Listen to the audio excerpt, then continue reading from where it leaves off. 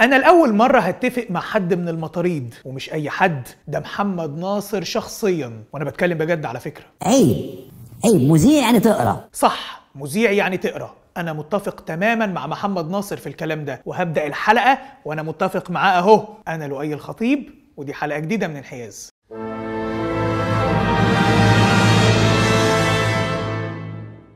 أنا بدأت الحلقة بإني اتفقت مع محمد ناصر في كلامه، إن شاء الله هو مش هيكسفني ولا هيندمني إني اتفقت معاه. الموضوع اعقل كده، يعني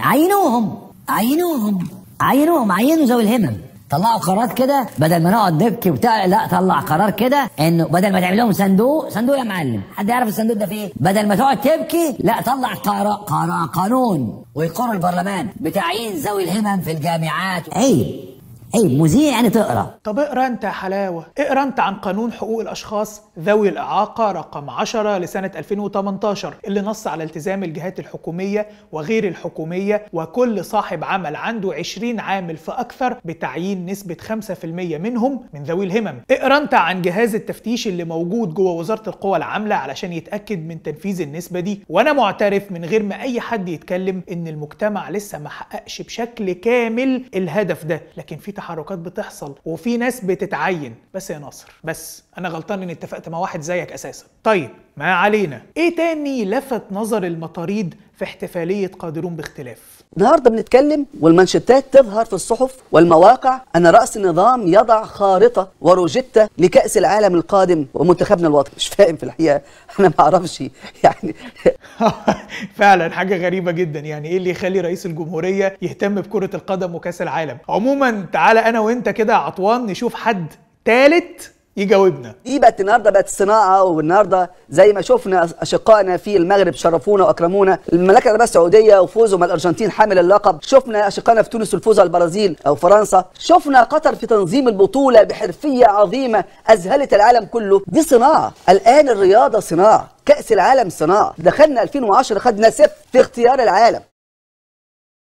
عرفت ليه رئيس الجمهورية مهتم يا عطوان؟ وهو مش بيضع خارطة ولا حاجة، الرئيس قال ما تيجي نشوف. إذا كنا بنتكلم على الكورة مش لعبة، الكورة دي زي ما شفت كده الدنيا كلها بتحب تلعبها وبتحب ان هي تتفوق فيها. لو احنا عايزين في مصر، هل احنا ما عندناش شباب؟ واحنا عندنا 105 مليون ما شاء الله، منهم 60% شباب.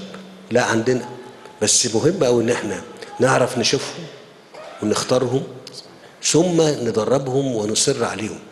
ده النص بتاعنا. النص بتاعهم هم اللي هو بتاع اللعيب، ان هو يعرف ان الرحله رحله طويله محتاجه جهد كبير جدا جدا يعمله في الملعب ويعمله حتى مع نفسه عشان يحقق ده.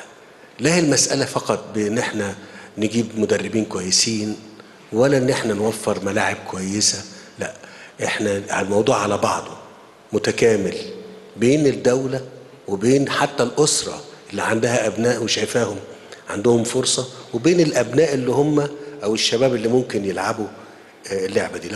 لو قدرنا نعمل كده وبقى فعلا الولاد، ومش بس الولاد والبنات اللي يقدروا يلعبوا اللعبة دي، نديهم الفرصة ويتدربوا، هنقدر نوصل ونحقق حاجات كتير. كلام منطقي للصياح بقى. طيب خلونا نشوف حد مثقف يا جماعة، حد مثقف يكلمنا مثلا عن توقعات السنة الجديدة. اتمنى ان 23 تيجي علينا، رغم ان هي رقم فردي وانا ماليش في الارقام الفردية الحقيقة، يعني نفسيا ما بحبهاش قوي، الا ان بتمنى انها تيجي علينا ان شاء الله بالصحة والسلامة والستر والرضا زي ما قلت. دي الثقافة؟ مالكيش في الارقام الفردية؟ طب وايه بقى توقعاتك للصحة والسلامة والرضا والستر اللي بتتكلمي عنهم؟ ايام تتحكي، ايام كده لما كنا بنشوف مسلسلات المسلسلات التاريخيه ويكلمك على وقت الشده ازاي والناس اكلوا الكلاب والقطط في الشوارع، تحس ان احنا داخلين على المرحله دي رايحين لها. يا ساتر يا رب.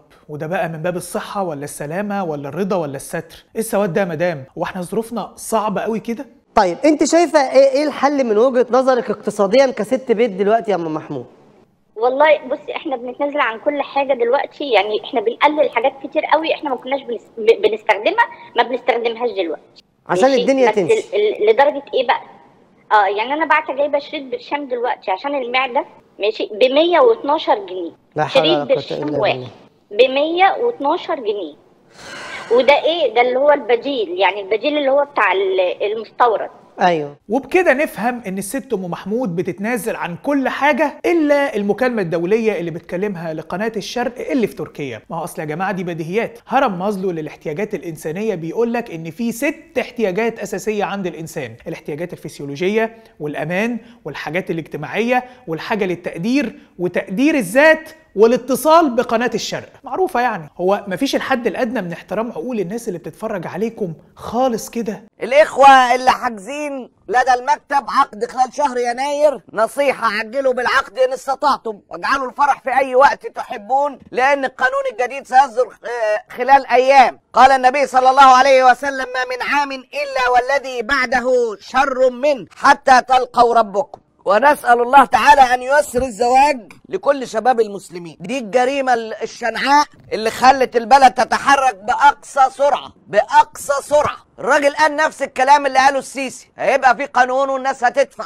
اللي حاجزين معايا في يناير تعالوا دلوقتي. ايه الجريمة؟ صحيح، ايه الجريمة يعني؟ اقول لك انا ايه الجريمة يا معتز. الجريمة هي الحاجة اللي انت وكل المطاريد بتعملوها يوميا من غير اي احترام لعقول الناس. الجريمة هي نشر الاشاعات وبس الذعر باخبار كاذبة. المأذون اللي طلع مش مأذون بيقول للناس ان اللي هيتجوز هيدفع 20 او 30 الف جنيه من غير اي مصدر رسمي للمعلومة الخطيرة دي. جدعنة يعني. فدي من وجهة نظرك مش جريمة، لان الراجل شارك بمنتهى البسالة في الحاجة اللي انتوا بقالكوا 9 سنين بتاكلوا منها عيش، الأكاذيب. بس في أي دولة محترمة دي جريمة، واحنا دولة محترمة غصب عنك وعن الخواجة اللي مسرحك يا معتز. وفي النهاية عايز أفكرك، مفيش حاجة اسمها حياد، الكل منحاز لقناعاته وبيدافع عنها بكل قوته، وأنا منحاز لبلدي ومصلحتها، ومن حقي أنا وكل اللي زيي نعبر عن قناعاتنا بالعقل والمنطق والمعلومة.